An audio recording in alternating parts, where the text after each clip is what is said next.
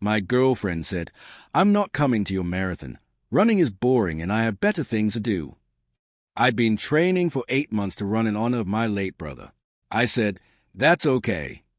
Then I ran the race, crossed the finish line, and was greeted by everyone I loved, except her, when she texted, "Did you win?" And I replied with one photo.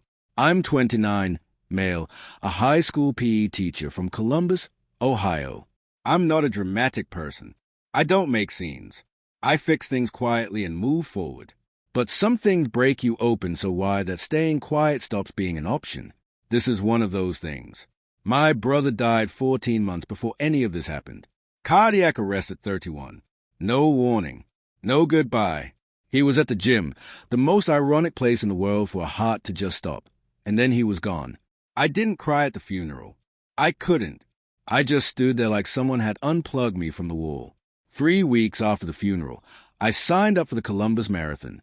I don't know exactly why. Maybe because my brother used to joke that I'd never run more than a mile without complaining. Maybe because I needed something physical to attach the grief to. Something with an actual finish line. Grief doesn't have a finish line, and that was the part that was killing me slowly.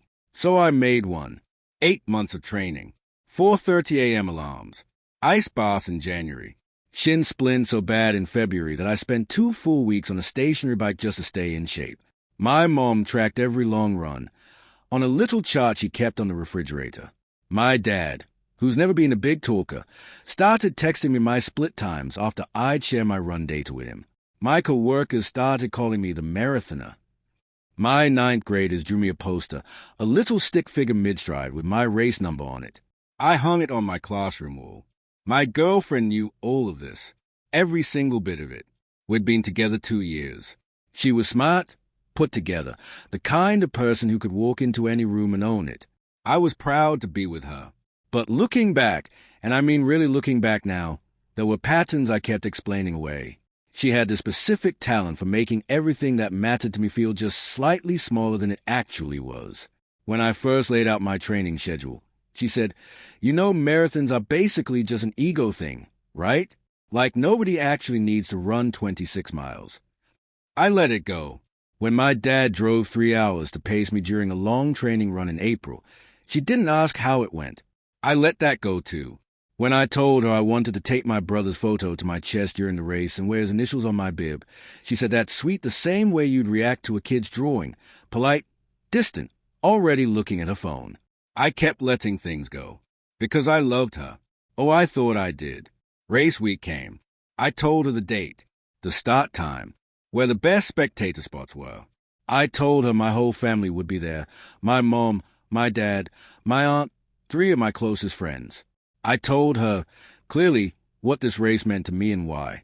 She looked at me across the kitchen table and said, without a single pause, "I'm not coming. Running is boring and I have better things to do." Not, "I have a conflict that day." Not, "I'm sorry, I really wish I could." Just flat, final, like she'd already done the math and I didn't add up to enough. I sat with that for a moment. Then I said, "That's okay." Because you can't force someone to care. And if I'm being honest, some part of me already knew this was who she was. I just hadn't wanted to see it yet. The night before the race, I laid my gear out on the bedroom floor the way I had before every long training run. Shoes, bib compression socks. And I taped a photo of my brother and me to the inside of my race shirt, the 2 of us at his college graduation, his arm around my shoulder, both of us squinting into the sun. I barely slept. But I wasn't thinking about my girlfriend. I was thinking about mile 22. I'd read enough about marathons to know that's where people break. I'd planned for it. I'd visualized pushing through it 100 times. I knew what I'd run on when my legs gave out. Race morning was cold. October cold. The kind that bites your face and makes your breath hang in the air. I got to the start corral at 6:15. My phone buzzed. My mom. We're already at mile 18. We have the sign. We love you. Run for him. My dad. Weather's good. Wind's at your back. Go get it, son. My girlfriend. Nothing. I put my phone away, touched the photo through my shirt, and towed the start line. The first 10 miles felt smooth. Almost easy. The city looked different from race pace. Intimate somehow, like I was seeing streets I'd driven 1,000 times for the first time. Miles 11 through 17, I started feeling the weight. Not pain yet, just awareness. The knowledge that your body is doing something it wasn't originally built for. I spotted my mom at mile 18 exactly where she said she'd be. She was holding a sign that read, "Run for him. He's running with you." I didn't stop. You never stop. But I pointed at her as I passed, and she burst into tears on the sidewalk. My dad was 10 feet behind her. He didn't wave or yell. He just nodded. One single nod. That nod hit harder than anything anyone said to me that whole day. Miles 19 through 22 were a different race entirely. My calves started seizing. My right knee sent little sharp signals every time my foot hit the pavement. The crowd thinned and the streets got quieter, and it was just me and the road and my own breathing. Mile 22. The wall. It dropped on me like a curtain. My legs suddenly felt like they belonged to someone else. I slowed without meaning to. The runner next to me, an older guy, maybe mid-50s, glanced over but didn't say anything. He just kept his pace perfectly steady. And something about watching him refuse to quit pulled something out of me. I reached under my shirt, touched the photo. You never got to finish anything, man. I'm finishing this for you. I found another gear. I don't know where it came from. I ran miles 23 through 25 in a state I can only describe as being slightly outside my own body. The pain was still there. It didn't go anywhere. It just stopped being the thing in charge. Then the finish line appeared at the far end of a long straight. I heard the crowd before I could see them clearly. And then I saw my people. My mom, sign pressed to her chest, screaming my name. My dad, clapping hard, jaw tight the way it gets when it's feeling something and fighting not to show it. My aunt, my 3 friends in matching shirts they'd made themselves with my race number on the back. I crossed the finish line at 3 hours, 52 minutes, and 14 seconds. Not fast by any competitive standard. But I did not stop. Not once. Not for a single second. I doubled over, hands on knees. When I straightened up, my mom was already through the spectator barrier. She grabbed my face with both hands and said, "He saw every mile. I know it." And that destroyed me completely. Right there at a finish line in the middle of Columbus, Ohio, I sobbed in a way I hadn't been able to since the day my brother died. My dad hugged me. He said 2 words, "That's everything." My phone buzzed in my race belt. My girlfriend, "Did you win?" Faced with tears of joy. That laughing emoji. I stared at that message. For a long time. Still sweaty. Still wearing my brother's photo against my chest. My whole family around me. Then I took a photo, not of my medal, not of my time on the clock. I took a photo of my mom's sign, with my entire family visible in the frame behind it. My dad's arm around my mom. My aunt wiping her eyes. My friends in their matching shirts. I sent it to my girlfriend without a single word. She read it immediately. No response. I put my phone away and went back to my family. We went to a diner. Big messy breakfast. 6 of us crammed into a booth, my medal sitting on the table between the syrup and the salt. My dad talked more than I'd heard him talk in years. He told me a story about my brother I'd never heard. How when I was born, my brother, who was 2 at the time, climbed into the hospital bassinet and refused to get out because he wanted to sleep next to me on my first night. We have a photo somewhere. My dad said, I didn't hear from my girlfriend until that evening. She called at 7. I let it ring. She called again. I picked up. You're upset, she said. Not a question. An accusation wearing a question's clothes. I'm not upset, I said.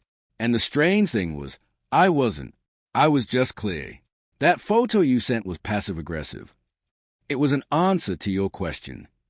You're making me feel guilty for not coming to a race. I'm not making you feel anything. She pivoted fast. She was always good at pivoting. I had things to do. I can't rearrange my entire day for a hobby. It wasn't a hobby. Running is literally. It was for my brother. My voice didn't shake. 8 months ago, you sat across from me while I explained what this race meant. You watched me train through winter. You knew exactly what this was. Silence. Then, softer, recalibrating. I know, and I feel terrible, okay? Come over. I'll make dinner. We can talk about this properly. The pivot complete. The offer of food and softness and a reset button that would leave the real issue untouched. I need some time, I said. How much time? I don't know. This is so dramatic, she said. You finished the race. You got your moment. Why are you being like this? I hung up. Over the next 2 weeks, she worked hard to flip the script. First came the apology texts. Long ones, paragraphs, clearly written with care, but they had a specific structure every time. One sentence of genuine remorse followed by 2 sentences subtly repositioning the blame. The one that stopped me cold was, I should have been there, but you also have to admit that your grief has been really hard on me too. Your grief has been really hard on me. Then came the social pressure. She told 2 of our mutual friends that I was punishing her for not attending some race. She described it to them as a hobby, as ego, as me being dramatic. One of these friends texted me, Hey man, maybe cut her some slack? She said you're giving her the silent treatment. I told him the full story, my brother, the 8 months, the dedication, all of it. He went quiet for a while. Then, she didn't mention any of that. She'd left out my dead brother when telling people why I was upset with her, edited him right out of the story. That was the moment something shifted in me from hurt to something colder and more focused. About a week after the race, she sent me a voice message, 20 minutes long. I sat in my car in my driveway and listened to every second of it. It started with tears, moved through resentment about how difficult I'd been throughout my grief phase, and then landed on something I wasn't expecting. If you don't call me back today, I'm going to tell people about how you've really been acting through this whole process.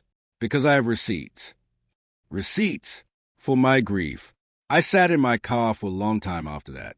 Then I did the thing she least expected. Nothing. I let the day go by in total silence. The next morning, she messaged my mother, who had made that sign by hand, who had driven to Columbus and stood in the October cold and cried on a sidewalk while I ran past. My mom called me immediately. Her voice was so controlled it actually scared me. She said, she just messaged me to say that you've been emotionally distant since your brother died, and that I should encourage you to get help. She says she's been patient with you for months and doesn't know what else to do. I didn't say anything for a few seconds. Then I said, I'll handle it, Mom. And I meant it. She escalated further. She called my school, the main office, told the receptionist she was my partner and there was an emergency. When they routed the call internally, she told one of my colleagues that I was having a breakdown and should be checked on. My colleague came to my classroom at lunch and told me directly. I walked straight to the principal's office, explained the situation calmly, asked him to document the call, flag her number, and ensure no future calls from her were routed to staff. He did it without making it a thing. But the look on his face said everything. She had tried to destabilize my job. Over a marathon. Here's where I want to be clear. What I did next wasn't impulsive. It wasn't emotional. It was patient. And it was precise, and 8 months of 4:30 a.m. wake-ups had made me very good at being patient. I had everything. Screenshots of every text she'd sent after the race, including the blame-shifting paragraphs and the receipts ultimatum. The 20-minute voice message, saved. Documentation from my principal of the school call, with the date and time logged. The name of my colleague who witnessed it. My phone records. Timestamps on everything. I also had my mutual friend, who was now furious on my behalf and willing to simply tell the truth to every person she'd already given her edited version to. Not dramatically, just correcting the record, one conversation at a time.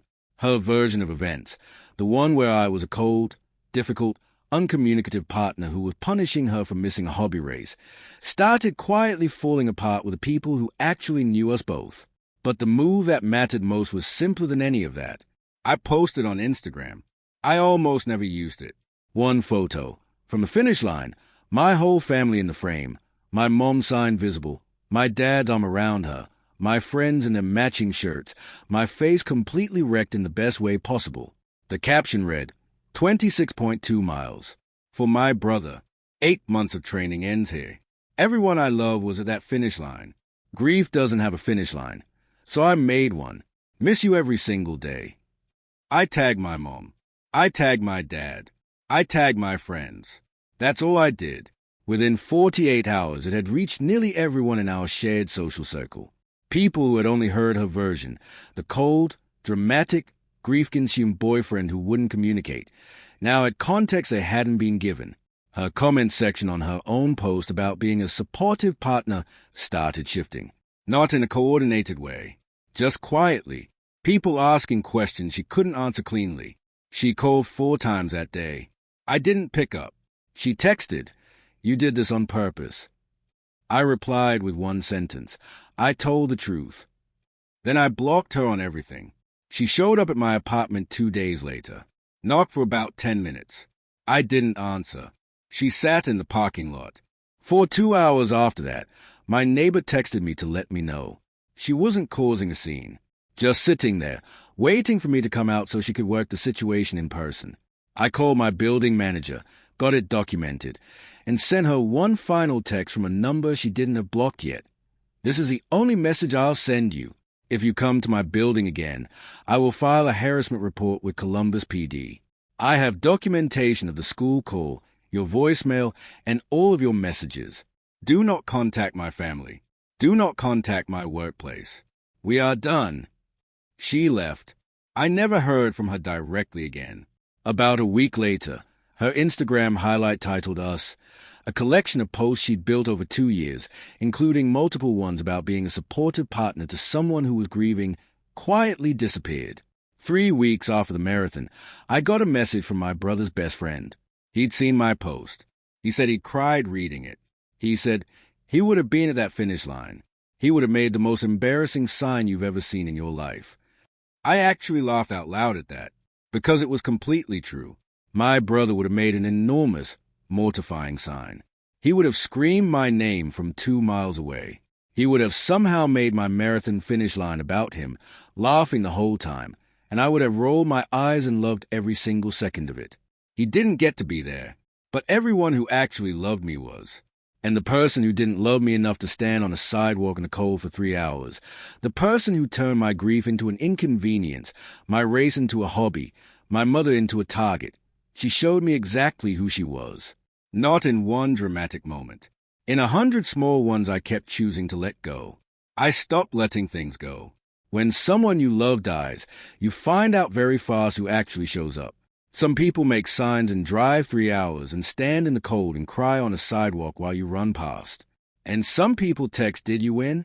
faced with tears of joy, and then wonder why you're upset. The finish line told me everything I needed to know.